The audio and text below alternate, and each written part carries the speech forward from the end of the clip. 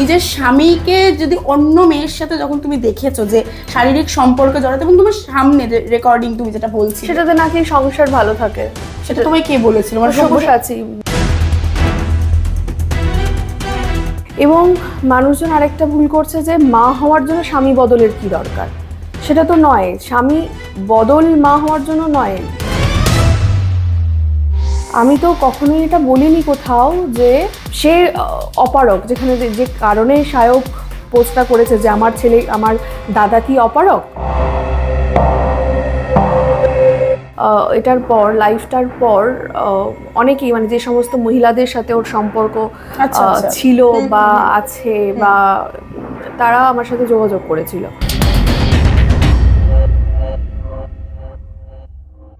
অনেক বলছে নভেম্বরে বিয়ে হয়ে গেছে। নভেম্বরে বিয়ে হয়নি আমাদের মার্চের 15 তারিখে বিয়ে হয়েছে। যে না, আমার স্বপ্ন যে মা হওয়া, একটা সংসার, সেই একই স্বপ্ন তারও ভালো লাগার।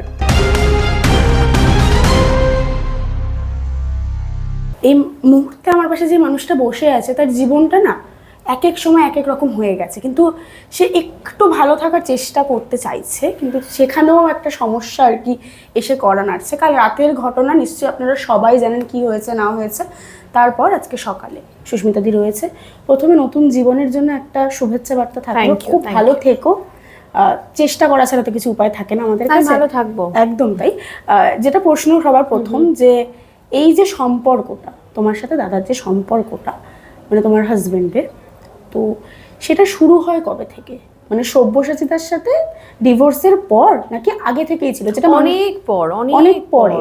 আচ্ছা। এবং সেটা সম্পর্ক বলতে ওইভাবে যে আমি তোমাকে ভালোবাসি, এই ব্যাপারটা দিয়ে কোনোদিনই হয়নি। কারণ অনেক পরে, যখন মানে সব্যসাচীর সাথে আমার প্রায় দীর্ঘ 1 বছর, মানে জুলাইয়ের আগেকার কথা বলছি, 1 বছর কোনো রকম সম্পর্ক নেই, ফিজিক্যাল সম্পর্ক নেই। এবং আমরা একই বাড়িতে দুটো মানুষ যেরকম ভাড়া থাকে না, দুটো পরিচিত মানুষ একটা বাড়িতে থাকে, লাইক দ্যাট, ওরকম। এবং যেটা তোমরা সকলেই জানো, আমি যেটা ডিসক্লোজ করেছি যে কখনো বাচ্চাটাও চাইনি। তো সেই জায়গা থেকে আমার মনে হয়েছে যে চলো, আমার জীবনে তো আর পাওয়ার কিছু নেই, হারানোর কিছু নেই, তো একটা বিজনেস আমি করতে পারি, মানে অভিনয়ের সাথে সাথে। এবং সেই অপরচুনিটিটা আসে। এবং সেটা কিভাবে আসে, এই যে সায়ক যেটা লিখেছে যে এই বরটাও আমাকে খুঁজে দেওয়া, বিয়ের একদম পরেই পোস্ট করে যে আমাকে খুঁজে দেওয়া বর, কিন্তু এটাই যেন তো লাস্ট বিয়ে হয়, এরপরে আর বিয়ে। মানে এটা দিয়ে তো তোমরা নিশ্চয়ই বুঝতে পারছো যে খোঁচাটা কতটা বড় এবং শেষ খোঁচা ছিল এটা, যে সবকিছু যাতে শেষ করে দেওয়া যায়। তার কারণটা হচ্ছে যে বর খুঁজে দেওয়া, আমি তোমাকে বিষয়টা একটু পরিষ্কার করে বোঝাই। সেটা হচ্ছে, ধরো আমরা জন্য কোনো একটা প্রমোশন করছি কোনো একটা ব্র্যান্ডের, এবারে সেই ব্র্যান্ডের তরফ থেকে বলা হলো যে তোর ফ্রেন্ড সার্কেলে যদি কেউ থাকে তাহলে তুই তাকে একটু রেফার করিস যাতে প্রমোশনটা করে। ঠিক ওই রেফারটাই আমাকে করেছিল। যেরকম আমিও 10টা ব্র্যান্ড আমার সাথে যারা কাজ করে, আমিও রেফার করি যে হ্যাঁ সায়ক করবি, এটা হতেই পারে। মানে ওইটুকুটাই, ওটা মানে তো বড় খুঁজে দেওয়া নয়, মানে ওইটুকুটাই। মানে তারপরে মেডোকার্ডের আমার স্ট্রাগল বা মেডোকার্ডকে বড় করা, তার আমার সমস্ত সোনার গয়না, আমার যত মিউচুয়াল ফান্ড সমস্ত ভেঙে আমার ইনভেস্টমেন্ট মেডোকার্ডে, এবং এখনো পর্যন্ত আমি করে যাচ্ছি। এবং আমি সুভাষিস দুজনে মিলে করছি। এবং সেটা পরবর্তীকালে অনেক পরে, মানে যখন আমরা মেডোকার্ড নিয়ে প্রচুর স্ট্রাগল করছি, আমাদের তো অফিসও ছিল না, আমাদের এত স্টাফ ছিল না, এত এমপ্লয়ি ছিল না, খুব ছোট, মানে সকলে নিশ্চয়ই দেখেছো আমার জার্নিটা। আমি মেডোকার্ডকে খুব কম মানুষ চিনত তখন, শুধুমাত্র সায়ক বা আমরাই কয়েকজন প্রমোশন করতাম। কিন্তু সেখান থেকে কোম্পানিটাকে কোন জায়গায়, মানে কত বড় করা যায়, আজ এত ফ্র্যাঞ্চাইজি, এত মানে নাম করে গেছে, এবং তারপরে আমরা ক্লিয়ার কাট লঞ্চ করছি। এই সমস্তটাই কিন্তু মানে আমরা দুজনে মিলে করেছি। এবং এই নয় কি যে অনেকে আবার বলছে না যে বড় লোক দেখে বিয়ে করেছে, একদমই নয়। মানে আমার যখন শুভাশীর সাথে পরিচয় হয় তখন আমার এই কেবিনটার মতন একটা ছোট্ট ঘরেও থাকতো, ওর বনগাঁতে বাড়ি, এবং এখনো পর্যন্ত কিন্তু মানে ওদের অ্যাজবেস্টারের ছাউনি দেওয়া ঘর। সেটা আমার কাছে ম্যাটার করে না। আমার ম্যাটার করে যে সেই মানুষটার স্বপ্ন, আমার স্বপ্ন এক, যে একটা কোম্পানিকে বড় করা এবং নিজে স্ট্রাগল করে কিছু একটা অ্যাচিভ করা। সেই জায়গাটা পরবর্তীকালে কাজ করতে করতে যেটা একটা হয় না বন্ধুত্ব তৈরি হয়, সেই বন্ধুত্বটা কিন্তু পরবর্তীকালে তৈরি হয়। এবং পরবর্তীকালে কথা বলতে বলতে আমি যখন বুঝি যে না, আমার স্বপ্ন যে মা হওয়া, একটা সংসার, সেই একই স্বপ্ন তারও ভালো লাগার। এবং প্রতিনিয়ত সেও দেখেছে যে আমাকে মেডো কার্ড থেকে বার করা এবং আমার ক্ষতি করার জন্য ওরা কতটা উঠে পড়ে লেগেছিল, সমস্তটা নিজের চোখের সামনে সে দেখেছে। তখন কি হয় না, একটা জেদ তৈরি হয়ে যায় যে না, একটা মেয়েকে ওরা এরকম চেষ্টা করছে এবং ব্ল্যাকমেল করছে, তো এর পাশে থাকা উচিত। ঠিক একই রকমভাবে আমারও মনে হয়েছে যে না, একটা বিজনেস, একটা গ্রাম থেকে এসে একটা ছেলে এতটা স্ট্রাগল করে একটা বিজনেস করার চেষ্টা করছে, আমারও তার পাশে থাকা উচিত।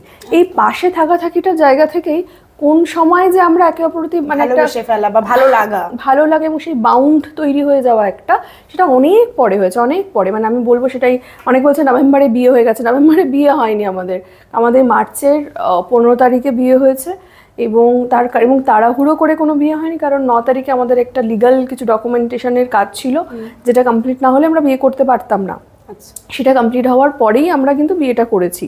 তার আগে থেকে আমরা ভাবছিলাম যে হ্যাঁ, কোনো না কোনো দিন করবো, কারণ মা তো আমি হবই। আমি সেটা ডিভোর্সের পরেও আমি বলেছি, কারণ এটা আমার চিরদিনের একটা ভাবনা। বলেছো যে আমি মা হতে চাই। এবং মানুষজন আরেকটা ভুল করছে যে মা হওয়ার জন্য স্বামী বদলের কি দরকার, সেটা তো নয়। স্বামী বদল মা হওয়ার জন্য নয়, যে মানে একটা পরিবার বা একজন হাজবেন্ড যে সব্যসাচী, তারা তো চাই না বাচ্চা। আমি তো কখনোই এটা বলিনি কোথাও যে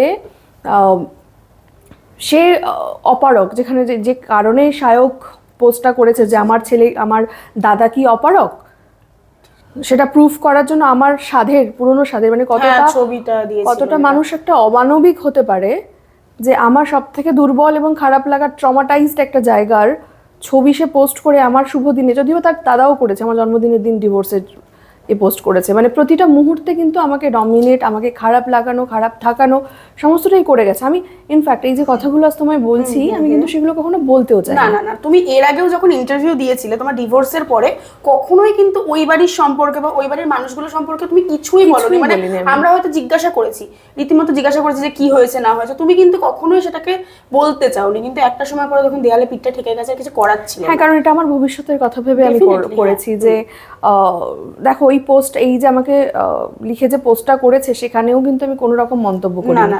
কিন্তু কাল রাতে যখন সব্যসাচী আমাকে এই থ্রেট মেসেজটা করে, মানে এখনো পর্যন্ত সব্যসাচী বা ওদের ফ্যামিলি মনে করছে যে আমি ওদের প্রপার্টি, সেই জন্য আমাকে ডমিনেট করা যায়, আমাকে থ্রেট দেওয়া যায়, এখনো এই একটা ভুল ধারণা তৈরি হয়েছে ওদের মধ্যে। তো সেইটা আমার ভাঙার দরকার ছিল বলে আমার মনে হয়েছে। এবং আমি এটা নিয়ে আর এগোতে চাই না, যে এইটা নিয়ে কাদা ছড়াছড়িটা যেটা হয়েছে, বা যে সত্যিটা আমার একটা সত্যি ওরা সামনে এনেছে, আমি ওদের সত্যি সামনে এনেছি। ঠিক আছে, আমি খারাপ, কিন্তু তা বলে তোমরা ধোয়া তুলসী পাতা নও।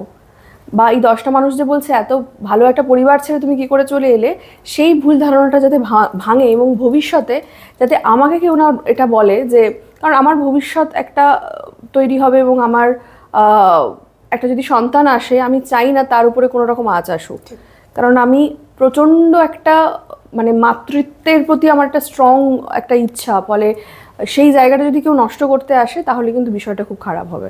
যেটা তুমি বলছো যে বারবার করে যে মা হওয়া, এটা ওরা কেউ চায়নি যে একটা বাচ্চা আসুক, মানে চাইতোই না। মানে তোমার শাশুড়িও সেটা চাইতো না? না, শাশুড়ি মায়ের একটাই কথা ছিল যে আমি বংশবিস্তার চাই না। মানে এটা ডাইরেক্ট তোমাকে বলেছিল। আমি যখন প্রেগন্যান্সি আমার আসে, যে অ্যাক্সিডেন্টাল বেবি ছিল, মানে হয় না যে প্ল্যান থাকে না, হয়ে যায় সেটাতে। এবং তখন আমি বলেছিলাম, তখন আমাকে বলেছিল যে না, আমি চাই না বংশবিস্তার। তখন তুমি জিজ্ঞাসা করোনি যে কেন এরকম কথা বলছেন? কারণ হতে পারে তার ফ্যামিলির কোনো মানে ব্যাড এক্সপিরিয়েন্স ছিল, সেই জায়গা থেকে হয়তো ওনার ইচ্ছে ছিল না যে চক্রবর্তী পরিবার আগে বাড়ুক। আর আমি তো মেয়ে, এবং আমার তো সেই সুপ্ত বাসনাটা ছিল যে আমি মা হবই। এবং অনেকে কি বলতো সে, না, ও শুরু থেকেই বাচ্চার এগেনস্টে, বাচ্চা বিয়ে এগুলোরই এগেনস্টে, মানে বিয়েরও এগেনস্টে। হ্যাঁ। আমি ইনফ্যাক্ট ও লিভ ইন করতেই চাইতো বরাবর, তোমার সাথেই বিভিন্ন মেয়ের সাথে চাইতো না। মানে তোমাকে যে বিয়ে করেছে, তার আগে তোমাকে কি বলেছিল যে আমি বিয়েটা না করে লিভ ইনে থাকতে চাই, এরকম কি বলেছিল? হ্যাঁ। সেই জায়গা থেকে কি তুমি তাকে বুঝিয়েছিলে যে না, বিয়ে করে সংসার করাটা দরকার? ওটা যদি একটু বলো। হ্যাঁ, মানে ওইটা আমাকে বলেছিল যে আমি বিয়ে করতে পারি, তোকে আমাকে এই টাকাটা দিতে হবে। তো আমি তখন ওই টাকা দিয়েছিলাম, বিয়েটা মানে মান্থলি একটা আমাকে টাকা দিতে না, একটা লামসাম টাকা তখন দিতে হবে বিয়ে করলে। হ্যাঁ মানে আমি বিয়ে করবো এই টাকাটা দে, তো এরকম বিষয়টা। তারপরে বিয়ের সমস্ত খরচ তোকে নিয়ে করতে হবে, আমি সেগুলো সব করেছিলাম। আচ্ছা।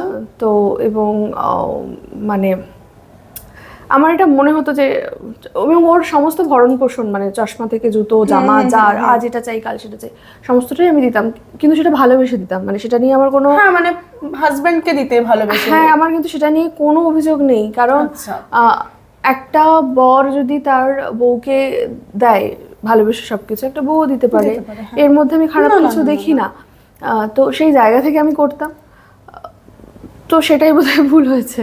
এবং আমি সব্যসাচীদের পোস্টে একটা জিনিস যেটা দেখলাম কালকে, যে তোমার যখন বাচ্চাটা মারা যায় তারপরে তোমাদের দুজনের সম্পর্কটা অনেকদিন ছিল না।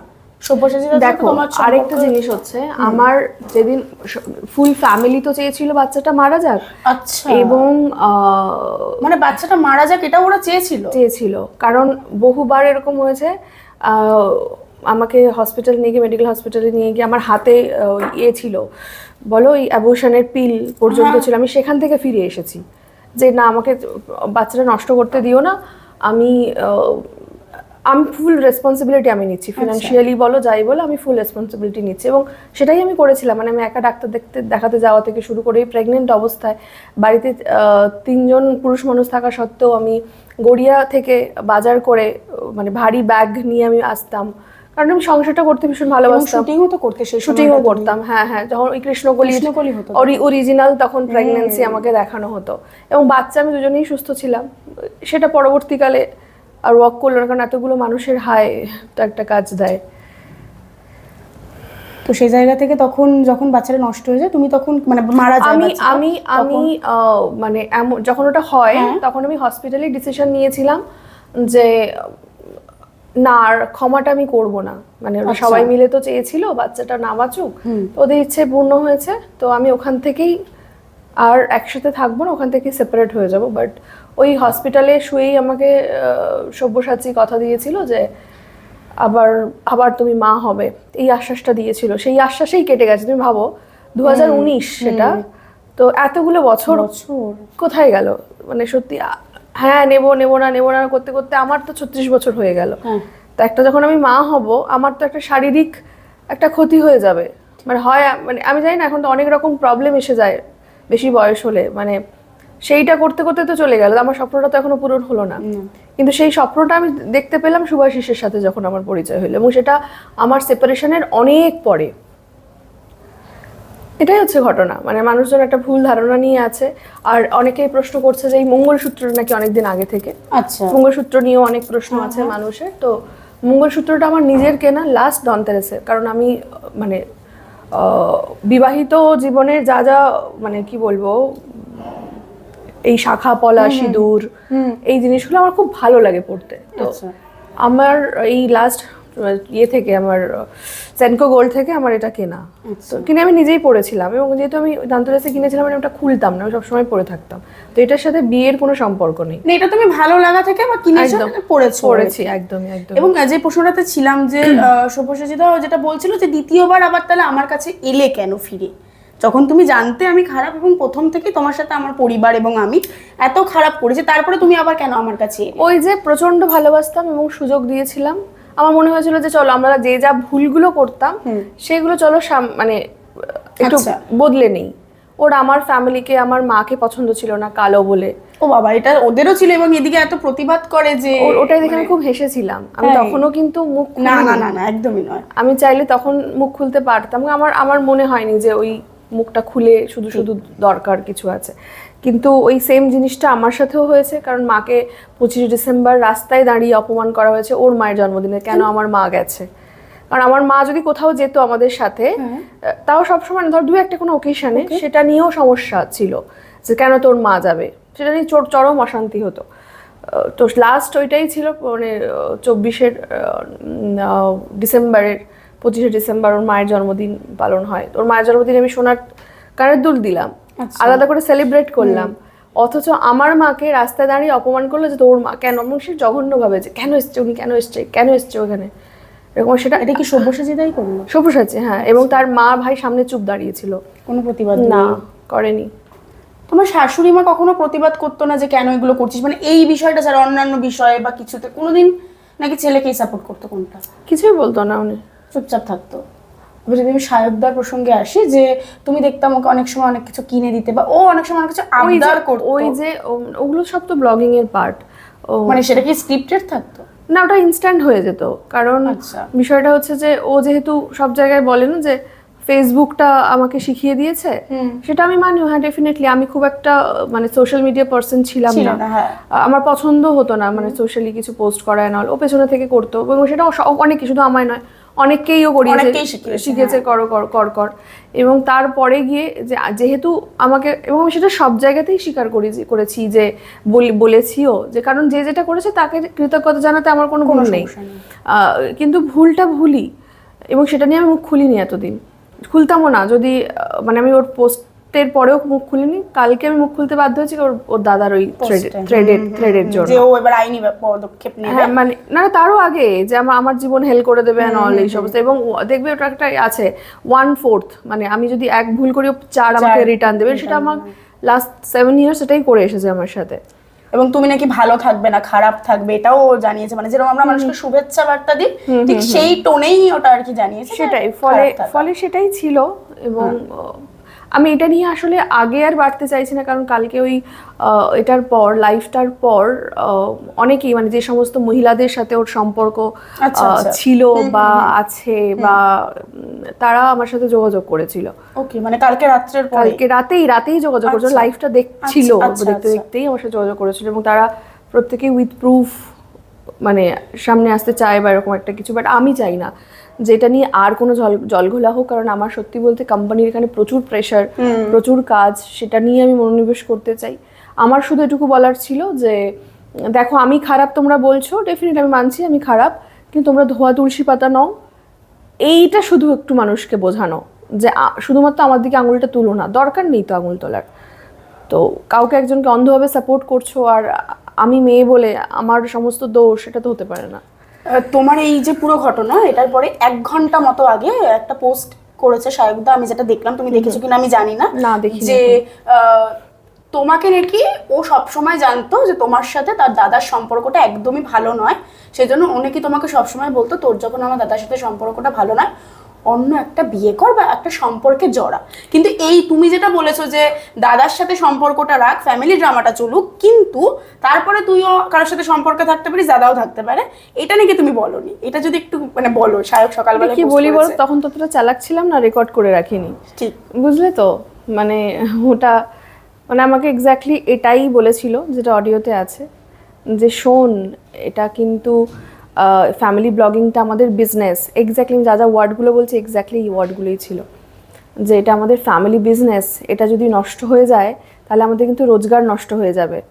তো এটা থাক, এটা এভাবেই থাক, সেরকম হলে দাদা তোকে ভালোবাসেন তো কী হয়েছে, তুই বাইরে অ্যাফেয়ার কর।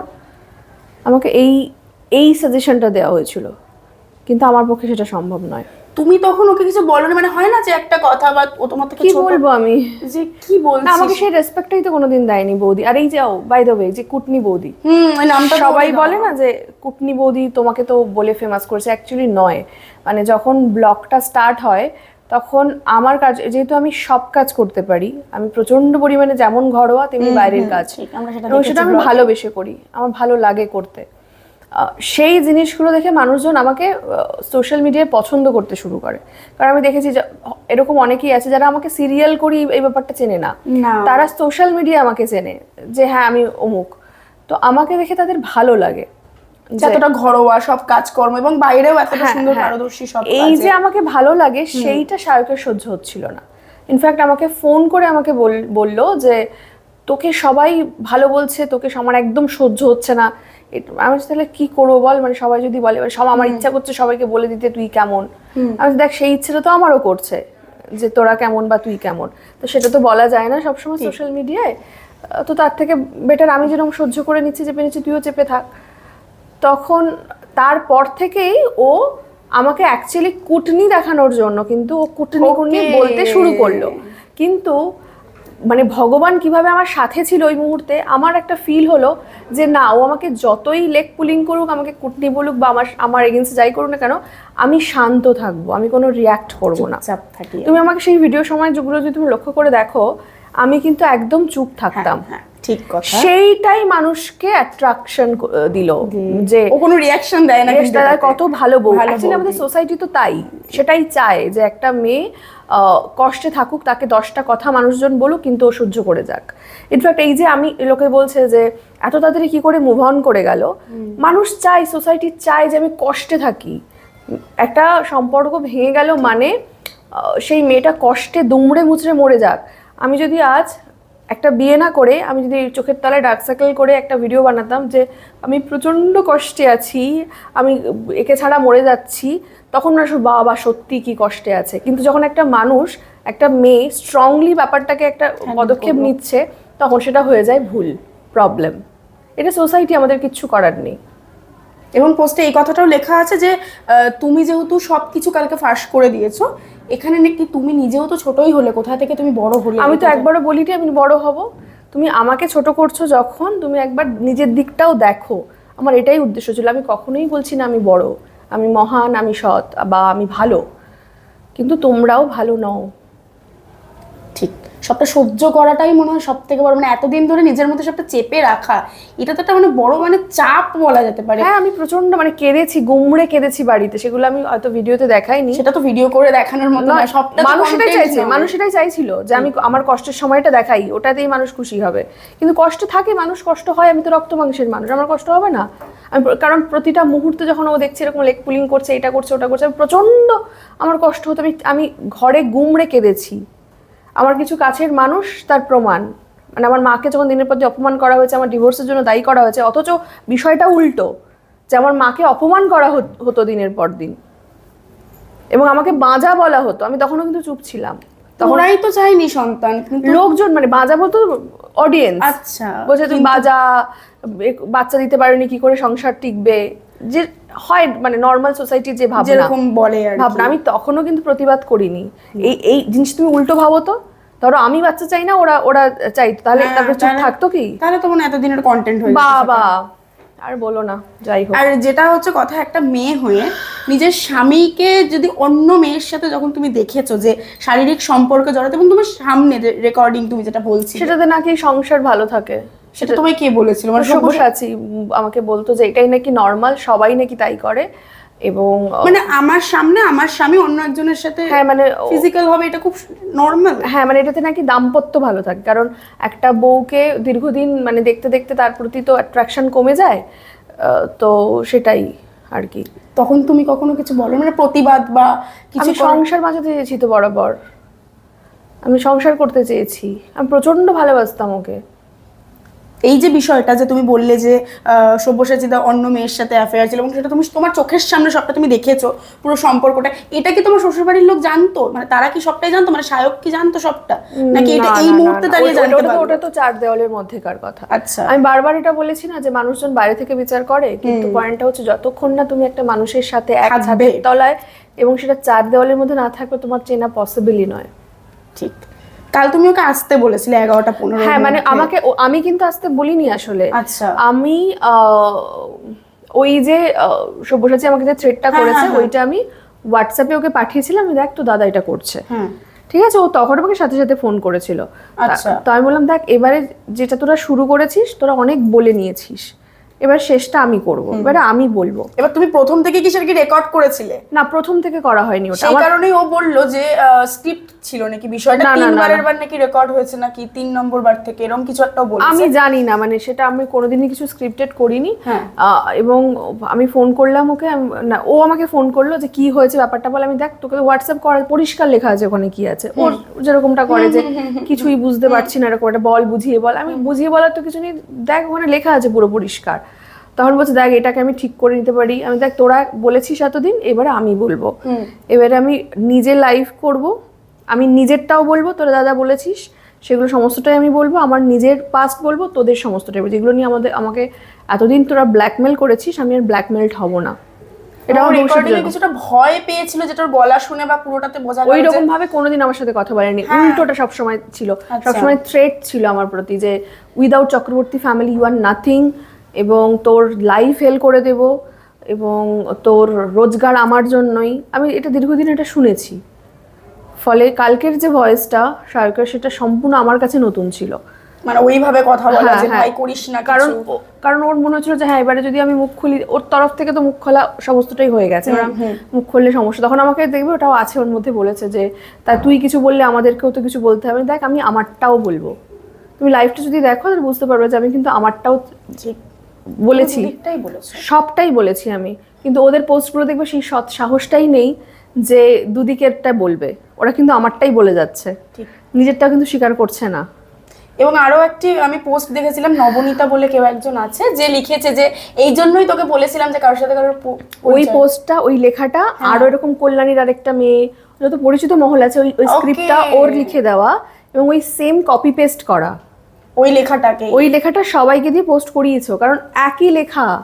আচ্ছা, মানে অনেককে দিয়ে ওদের গ্রুপের মধ্যে কল্যাণীর গ্রুপ আছে আর কি। কল্যাণীর গ্রুপ না, একটা পরিচিত সার্কেলেও পাঠিয়েছে। কল্যাণীর একটা মেয়ে দেখলাম ওরকম সেম লেখা, ওটা আমি ফার্স্ট পড়ি, আমি দেখেছি আচ্ছা তাহলে হয়তো কেউ পরিচিত হবে, পড়লাম। পরবর্তীকালে যখন আমি নবনীতার পোস্টটা পড়লাম, আমি আরে একদম সেম লেখা এবং কোলন দাড়ি সব একই ওয়ার্ড, তখন আমার মাথায় হলো আরে এগুলো তো আমি ওকে চিনতাম, এগুলো তো ও করতো, এগুলো তো আমাকে দিয়েও করিয়েছে কোনো একটা সময়। তাই এইটাই কেস। ওকে, মানে ওই পুরো বিষয়টাকে লোকদেরকে পোস্ট করিয়েছে যে কর, যাতে করে নিজেদের ইমেজটাকে বাঁচাতে পারি এখনো অবধি আর কি। এবং সেক্ষেত্রে ও বললো যে কালকে ওর দাদা নাকি ওকে বারণ করেছে, সেজন্য আসতে পারবে না। সল্ট লেক পর্যন্ত চলে এসেছিল। এবং সত্যি কথা বলতে আমি এখনো পর্যন্ত মানে আমি লাস্ট কাল পর্যন্ত আমি চাইনি, মানে এত কিছু হয়ে যাওয়ার পর এত থ্রেড, এত পোস্ট আমাকে একদম পুরো নাঙ্গা করে দিয়েছে ওরা, তারপরেও কিন্তু আমি ওদের সমস্তটা সামনে আনতে চাইনি। আমি তবুও বলেছিলাম, ও যখন আমাকে ফোন করে দেখবো ওর মধ্যে আছে যে তুই এই সময়ের মধ্যে আয় আমার কাছে। আমি বলেছিলাম 11:15 মধ্যে আসার কথা তুমি বলেছিলে, নালে আমি প্রেসকে ডাকবো। তারপরে না আমি প্রেসকে ডাকবো ওটা এমনিই বলেছিলাম, আমি ওটা তুমি ওকে ভয় দেখানোর জন্য কি? হ্যাঁ আমি লাইভে আসবো এটুকু শিওর ছিল, যদি কারণ আমি কালকে বলতেই হতো আমাকে, কারণ এর একটা শেষ করতে হতো। তো আমি বলেছিলাম যে তুই এই সময়ের মধ্যে আয়।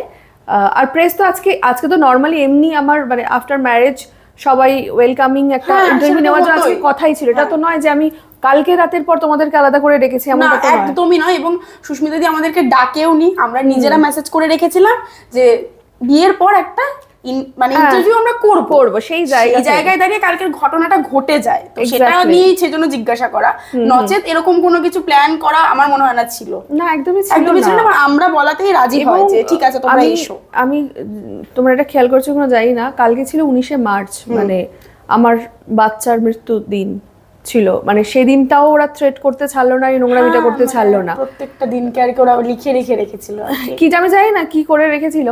কিন্তু আমি বলেছিলাম তুই এখানে আয়, সামনে বসে কথা বলি, কারণ বহুদিন ওর সাথে শায়কের সাথে আমার সামনাসামনি দেখা হয়নি, ঠিক আছে? তো এখন আমি চেয়েছিলাম সামনাসামনি বসে একটা মিটমাট হয়ে যাক, যে আর ও আমার পেছনে লাগবে না, আর এই ধরনের পোস্ট বা কমেন্ট করবে না, বা দাদাকেও একটু বোঝাতে যে এই সমস্ত, আর তো বহু দূরে চলে গেছি, এইটুকু তো জীবন, তাই না? এই লোকের পেছনে লেগে কাঠি করে কি লাভ? তুই তোদের মতন মাছ, আমি এক্স্যাক্টলি এই এন্ডিংটা চেয়েছিলাম। কিন্তু অর্ধেক রাস্তায় এসে ওদের ক্রিটিক্যাল মাইন্ড কি মনে হলো যে কি জানি কি করে ফেলতে পারি, তখন ওরা আবার বুদ্ধি করলো যে না ফিরে যাব, বলে চলে গেল, কাল সকালে আসছি বললো, দাদা বারণ করছে। তারপরেও যে ওরা এই খেলাটা খেলছে, ঠিক আছে শুধরানোর নয়, চলো আমি আমার মতো করে বলে দিয়ে আমি শেষ করি, কারণ নতুন জীবনে আর পুরনো জিনিসগুলোকে তুমি রাখতে চাও। একদমই আমি চাই না, আমি সত্যিই চাই না। আর আমি ক্লান্ত, মানে আমি পুরনো কোনো কিছুই আমি আর নতুন জীবনে চাই না। এবং শায়কদার যে সম্পর্কটা সেটাও তুমি জানতে, যে একজনের সাথে একটা সম্পর্ক থরি না, প্রচুর ছেলের সাথে ওর সম্পর্ক, সেগুলো সবই আমি জানি, কিন্তু আমি কোনোদিনই সেটা বলিনি। আচ্ছা, আমি কেনই বলতে যাব? সেটা তার ব্যক্তিগত ব্যাপার যে সে কার সাথে সম্পর্ক রাখবে বা রাখবে না, কিন্তু তুমি কখনোই সেটা নিয়ে মুখ খোলোনি। কোনোদিন খুলিনি। এই যে স্যান্ডি সাহা একটা পোস্ট এক্স্যাক্টলি ইন্টারভিউতে বলেছিল, আমি কি তখন মুখ খুলতে পারতাম না? তবে এটা সত্যি, এখন আমার জানা নেই, কিন্তু অনেকের সাথে যেহেতু ছিল সেক্ষেত্রে হতেও পারে, মানে এটা এখন ক্লিয়ার যে সায়কদার অন্য ছেলেদের সাথে সম্পর্ক ছিল, তো সেই জায়গা থেকে তার সাথে থাকতেও পারে নাও পারে, সেটা তো হ্যাঁ, অনেকজনের সাথে আমাকে পরিচয়ও করিয়েছিল। আচ্ছা।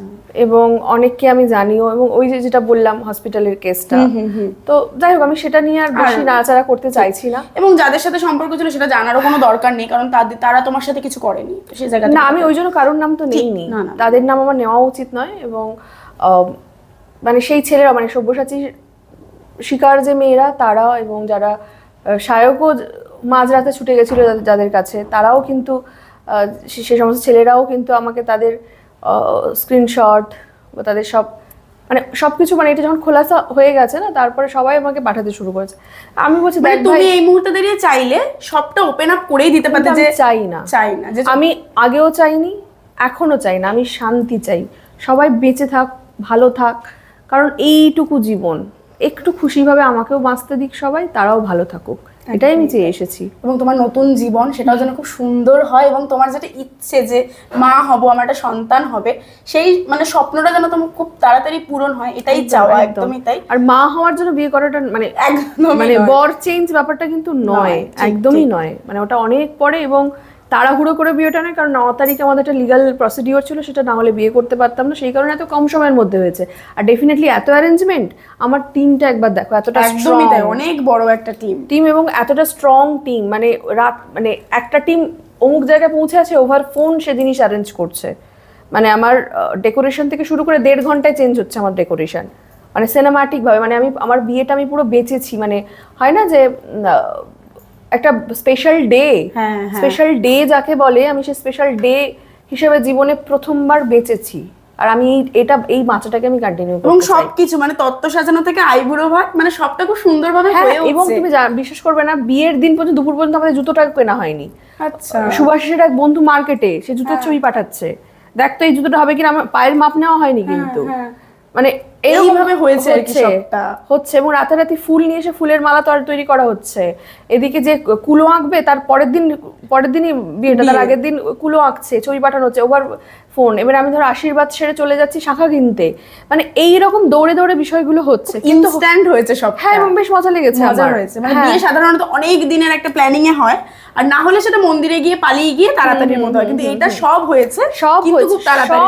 তার কারণ আমার কাছে একটা মানে স্ট্রং টিম ছিল, তারা ইকুয়ালি কখনোই সেটা ভাবেনি যে আমাদের বসেদের বিয়ে, কখনোই সেটা ভাবেনি, নিজের লোকের ফ্যামিলির মতন। মানে আমার অফিসটা ঢুকে নিশ্চয়ই তুমি দেখেছো যে সবাই সুন্দর একটা ওয়েলকাম করলো তোমাদের, একদম ফ্যামিলির মতন প্রত্যেকে। এবং ইনফ্যাক্ট বহুজন মানে আমার সাথে আমার ফ্ল্যাটেই তারা থেকে গেছিল, থেকে গিয়ে তারা এখনো আছে, আমার 2-3 জন আছে, যে আমার ধরো এডিট যে ছবিগুলো তোমরা দেখছো, আমার সমস্ত এডিট সুআশিস আছে, সুআশিস বলে একজন আছে, সে করে, তাকে আমার ভিডিওতে দেখে থাকবে। রাহুল যে সে ডিজাইন করে, আমার যে মেকআপ যে করে, বিউটি সাহা, এরকম প্রত্যেকেই আছে, মানে যারা আমার একদম কাছে, মানে তার দিদির বিয়ে এরকম একটা করে তারা করেছে। মজা হয়েছে, আনন্দ হয়েছে। এবার শুধু একটাই চাওয়া যে ভালো থাকা, একদম, এর থেকে বেশি কিছু আর নয়। সব শেষ, যা ছিল নোংরা খেলা। জানি না সেটা ওদের তরফ থেকে শেষ হয়েছে কিনা, তোমার তরফ, আমার তরফ থেকে শেষ। আমি চাই না এটা নিয়ে আর কাটাছেড়া করতে। আমার ভবিষ্যতের জন্য এটা ক্লিয়ার করার ছিল যে আমি খারাপ মানছি, তোমরাও ভালো নাও। এখনো চোখের কোণে জল আমি যেটা দেখতে পাচ্ছি, মানে মানুষগুলোকে নিয়ে বলছে এবং অনেক কিছু করেছে তারা, কিন্তু তবুও একটা খারাপ লাগা এবং সেখান থেকে বেরিয়ে আসে, সবটা মিলিয়ে মানে হয় না, একটা কোথাও গিয়ে একটা কষ্ট দাও হচ্ছে। মানে এটা কিন্তু বলতে চাইনি, তাও বলতে হলো বলেই মনে হয় এই কষ্টটা, তাই না? একদম আমি চাইনি যে ওদেরকে খারাপ করতে চাইনি, কিন্তু সে জায়গা থেকে খারাপ করতে হলো, মানে সত্যি কথাগুলো বলতে হলো, সেই জন্যই হয়তো চোখের কোণায় এইভাবে জল আসছে, তাই তো? একদমই তাই। আমি চাইনি আসলে, এটা এখনো চাই না। আর আমি জানি না ওরা থামবে কিনা, হয়তো ক্ষতি করার চেষ্টা করতে পারে নানা রকম ভাবে, কিন্তু আমার পাশে আমার হাজবেন্ড, আমার ফ্যামিলি আছে, দেখা যাক। সব ভালো হবে, এইটুকুই বলার। খুব ভালো থেকো। একদম। Thank you so much.